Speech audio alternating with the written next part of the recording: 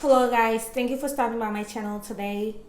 Today I'm going to talk about what to do after your visa has been refused at the green card lottery interview. Okay, so there are two ways that your visa could be refused. So there's one that is outright refused and then it will go to denied. Okay, and then there's the refuse where the consular officer will ask you to go and bring some documents. Please follow the instructions on whatever document that you were asked to submit, and you have to follow the procedures that you have to do that. Sometimes some people don't submit those documents, they forget. Life catches up with them, and things slide by. So if you don't provide a document, there's a limit on how long stuff can stay in AP, and if it stayed in AP for a long time, you could ultimately, it will change. When your document that you submit is not good enough, if that was the only thing, it's like they wanted to verify certain things and you were not able to provide, you could also change from AP to denied. All right, and so now I'm just going to talk about after you have been denied. So this is not waiting in AP, but it is denied. There's no way forward for you. And some people ask, can you appeal that? You can, but there's not much time for a diversity visa selectee to even appeal anything, because remember that the diversity visa lottery is time bound and nothing can be done after that time period. Hopefully with the recent lawsuit and the changes that the State Department said they're doing, they might be able to perform things beyond the fiscal year. But after you have been denied visa, I know it can be frustrating, it can be very disappointing, because you have paid your visa fee before they interview you, and some people may have made travel arrangements, even though you were warned. All right, but I understand some people are so hopeful. You'll get all these prophecies like, you're going to go to America, so you are so sure that you're going to get your visa. You have been assured by people. You thought that nothing could go wrong, but then you went for the interview and everything went wrong, and now you have been refused or you have been denied visa and you don't know what to do. All right, so I hope that these things that I'm going to talk about will help you. I know it's not going to reverse the situation, okay? It's not going to reverse the situation, but I hope that it will help you in your future attempts. All right, so after you have been denied visa, and when you go home, please write down the questions that you were asked at the interview. Anything that you remember. Remember that is the earliest time, the closest time to that event. So your memory is fresh and sharper at that time. You want to write it down, because in future, when you go back to the interview, when you go back for another interview, those questions might come back to haunt you. If there was something that was mentioned, let's say you went for interview and they ask you, we saw that you were refused visa one time and you didn't mention it. And if that was the thing that the CEO was, focusing on, if the CEO felt that you have like a misrepresentation, something, you want to write these things down when you really remember them, when your memory is really fresh and sharp. You want to write them down, keep them in maybe a document in Google Drive. Guys, I keep telling y'all, you need to make good use of your Google Drive. Okay, don't save like unnecessary stuff to take up the space, but you have free 15 gig of space in Google Drive.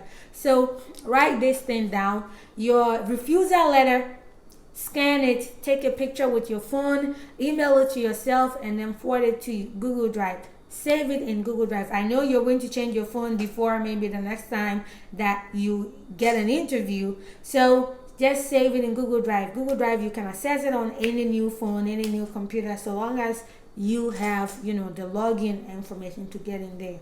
So the reason why you need to do this is that when you, whether it will be diversity visa lottery again, or if it's student visa or tourist visa, when these questions come up, when your past interview experience come up, whether something that wasn't said, something that you said, something that happened, something that was found about you, it will come up.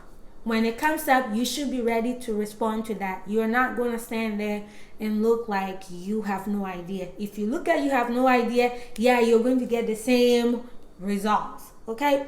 So, even though you might be disappointed in, not getting your visa, everything, I know it could be heartbreaking, but in the midst of that disappointment, you need to have some clarity, plan for the future, write things down, so that in the future, whenever you have to attend an interview at the U.S. Embassy, whatever country, you will have answers ready for that situation. You will be able to overcome those questions when they come up again.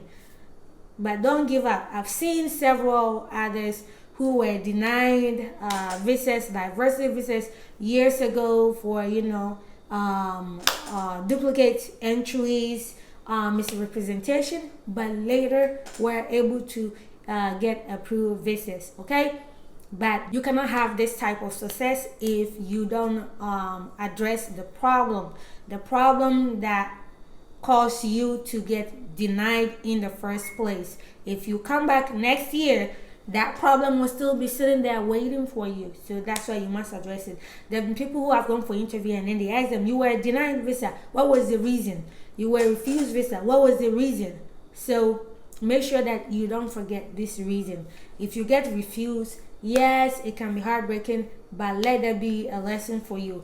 If it was because you didn't bring the right documents, or you didn't have the right certificate, or the right career, like occupation that qualified, please, now that you know that the job that you're in, are they saying that your occupation doesn't qualify, or you don't have the number of years? If your occupation doesn't qualify, then guess what? Now you can think about your future in that career. Do you want to still keep that job? Do you want to upgrade yourself and get higher position where your job will qualify? Do you want to stay in that job so that you can accrue those the number of years of experience that is required? These are things that you need to think about. You always must plan. If you don't plan to succeed the next time, then you're planning to fail. So make sure that these things that happen at your interview, you write them down for you. Okay? A lot of people share that information with others, but they don't keep it for themselves. You need to keep a copy of that information for yourself, so that in future, if you have this opportunity again, you'll be able to overcome whatever obstacle that is thrown at you. All right? So guys, I hope that these tips help you. I hope these tips help you in overcoming the loss or the disappointment, so that you can have a better outcome the next time that you get this opportunity. Don't give up. Keep applying. Don't stop applying until you have the visa in your hand. And if you get denied one time, keep note of that. Write them down. Write the questions down. Write down, and if you can, write down what you even said. Write down what you said.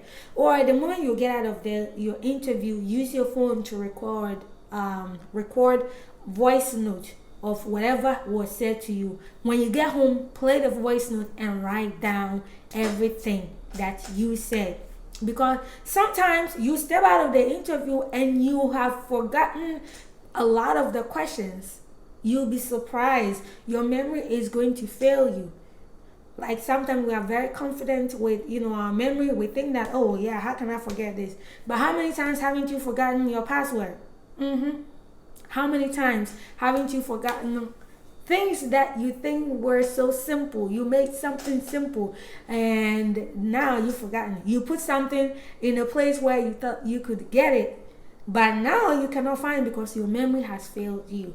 So that's why you need to document some of these things so that it will be helpful to you in your future.